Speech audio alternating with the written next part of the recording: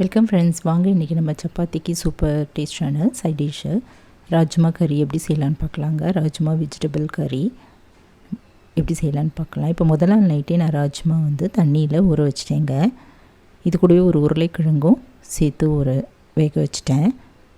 குக்கரில் போட்டு நல்லா 8-9 சவுண்டு வர வரைக்கும் வேக வச்சு இறக்கி வச்சுக்கலாம்.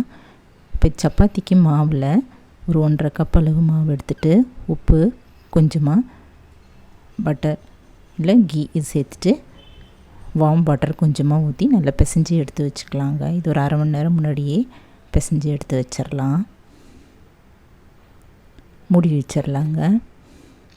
இப்போ இந்த ராஜ்மா கறிக்கு நம்ம ஒரு வெங்காயம், பெரிய வெங்காயம் 3 தக்காளி இது அரிஞ்சு வச்சிடலாம்.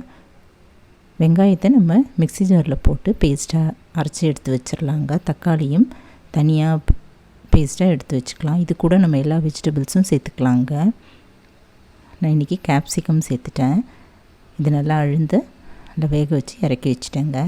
இப்போ அடுப்பில் ஒரு கடாய் வச்சுட்டு அதில் ஒரு 3-4 டீஸ்பூன் அளவு ஆயில் ஊற்றிட்டு 1/2 டீஸ்பூன் ஜீரகம், ஒரு பட்டை இதை போட்டு நல்லா வறுத்துக்கலாம்.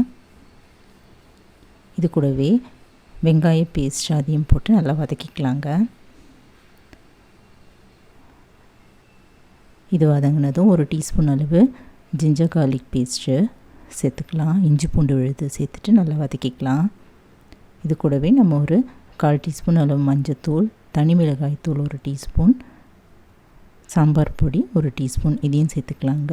தனியாத்தூள் 1 ஸ்பூன் சேர்த்துட்டு நல்லா கலந்துட்டு அரைச்சி வச்சுருந்த தக்காளி விழுது அதையும் சேர்த்து நல்லா வதக்கிக்கலாம். கொஞ்சம் தண்ணி இதில் சேர்த்துக்கலாங்க.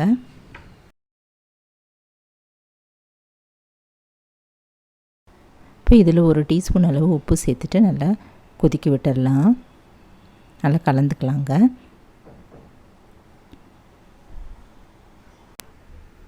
இது கூடவே நம்ம வெஜிடபிள்ஸ்லாம் ஆட் பண்ணிக்கலாங்க. கேப்சிகம், வேக வச்சுருந்த உருளைக்கிழங்கு இதெல்லாம் சேர்த்துக்கலாம். இதில் கேரட் சேர்த்தா கூட ரொம்ப நல்லாயிருக்கும்.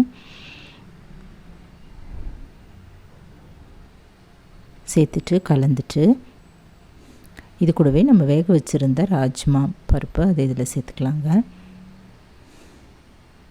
இதில் நான் ஒரு 1/2 கப் அளவு ராஜ்மா வேக வச்சுருந்தேங்க.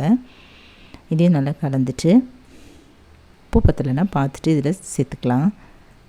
மேற்கொண்டு ஒரு டம்ளர் தண்ணி ஊற்றிக்கலாங்க. நல்லா கொதிக்கட்டும்.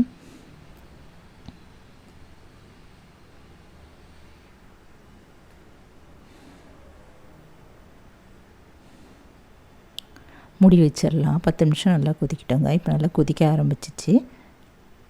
இந்த டயத்தில் ஒரு 1/4 டீஸ்பூன் அளவு கரம் மசாலா அதையும் மேலே அப்படி தூவிட்டு ஒரு கொதி வந்ததும் நம்ம ஸ்டவ் ஆஃப் பண்ணிடலாம்.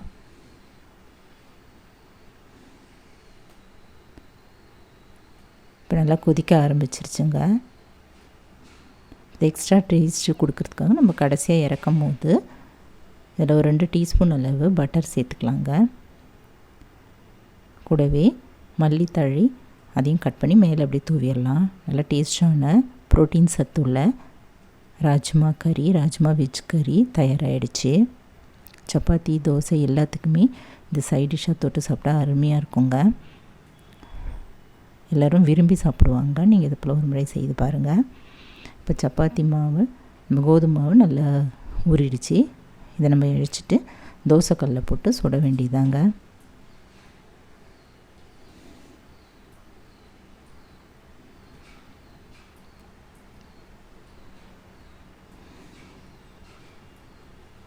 எண்ணெய் கொஞ்சமாக தடவிட்டு மடிச்சிட்டு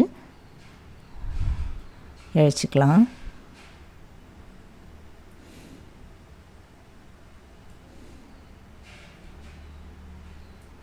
தோசைக்கல்லில் போட்டு சுற்றில எண்ணெய் ஊற்றிட்டு 2 பக்கம் நல்லா வெந்த பிறகு எடுத்துடலாங்க.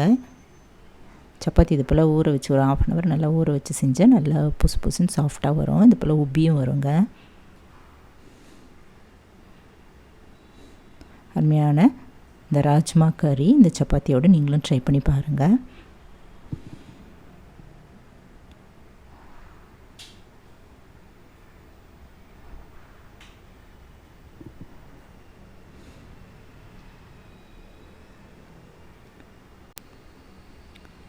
வெயிட்டை குறைக்கணும்னு விரும்புகிறவங்க கூட இதை அடிக்கடி உணவில் சேர்த்துக்கலாங்க.